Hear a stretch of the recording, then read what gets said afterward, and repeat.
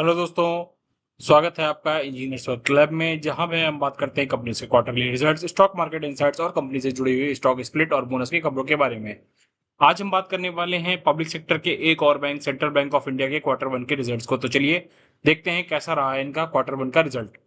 सबसे पहले अगर हम बात करें इनके इंटरेस्ट फ्रॉम इनकम, जिसको हम इनकी टोटल इनकम मानते हैं, वो करीब 8,62,338 रिपोर्ट हुई है, जिसको अगर हम करोड़ में कन्वर्ट करें तो 8,623 करोड़ रुपए रिपोर्ट हुई है, जो कि लास्ट क्वार्टर में 8,653 करोड़ थी और लास्ट ईयर सेम क्वार्टर में 8,367 करोड़ थी, जो कि लगभग हमें 3% से बढ़ती हुई दिखाई दे रही है।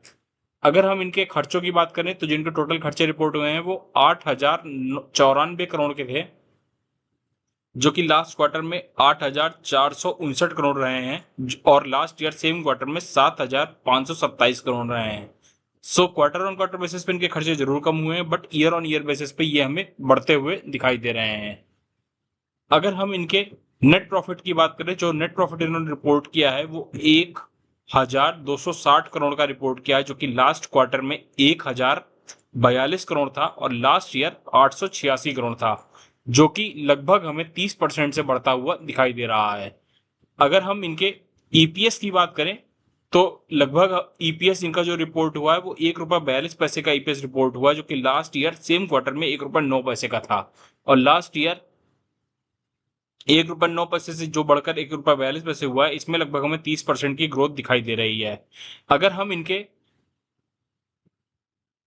नेट प्रॉफिट मार्जिन की बात करें, जो कि 12% रहा है इस क्वार्टर में, अगर हम इनके रिटर्न ऑन एसेट्स की बात करें, जो कि बैंकिंग सेक्टर में एक महत्वपूर्ण टर्म माना जाता है, वहां पे लगभग हमें 1.12% की ग्रोथ दिखाई दे रही है, जो कि लास्ट ईयर सेम क्वार्टर में 0.88% थी। सो इनके आरओए बड़ी बढ़ता हुआ हमको दिख रहा है। अगर हम इनके डेट टू इक्विटी रेशियो की बात करें, जो कि हमें 0.15 का रिपोर्ट हुआ है, जो कि लास्ट ईयर सेम क्वार्टर में 0.24 का था। सो डेट टू इक्विटी रेशियो भी हमारा कम होता हुआ दिख रहा है। अगर हम इनके एनपीएस की बात करें तो एनपीएस जो रिपोर्ट हुए हैं जो 0.50% रिपोर्ट हुए हैं, जो कि लास्ट ईयर सेम क्वार्टर में 0.75% थे। सो एनपीएस भी इनके कम होते हुए दिखाई दे रहे हैं। तो ओवरऑल नतीजे जो हमें हैं वो 3% की सेल्स ग्रोथ दिखाई दे रही है, लगभग 30% की प्रॉफिट ग्रोथ हमें दिखाई दे रही है। एनपीएस इनके कम होते हुए दिख रहे हैं, जो कि एक अच्छी बात है, और रिटर्न ऑन एसेट्स इनके बढ़ते हुए दिख रहे हैं, जो कि अगेन एक अच्छी बात है। और ईपीएस में भी हमें इनके ग्रोथ दिखाई दे रही है ईयर ऑन ईयर बेसिस पे। तो ओवरऑल नतीजे काफी सही रहे हैं इनके। टॉप बॉटम लाइन को भी देखें, अगर हम इनके रिटर्न ऑन एसेट्स को भी देखें, आपको इनके नतीजे कैसे लगे हमें कमेंट में जरूर बताएं। ये वीडियो सिर्फ एजुकेशनल पर्पज के लिए है, इसमें हम किसी भी प्रकार का निवेश की सलाह नहीं देते हैं। अगर आपको किसी भी प्रकार का निवेश करना है तो अपने फाइनेंशियल एडवाइजर से संपर्क करें। अगर आपको ये वीडियो अच्छा लगा हो तो लाइक शेयर और सब्सक्राइब करना ना भूलें। मिलते हैं अगले वीडियो में किसी और कंपनी के एनालिसिस के साथ, तब तक के लिए हैप्पी इन्वेस्टिंग।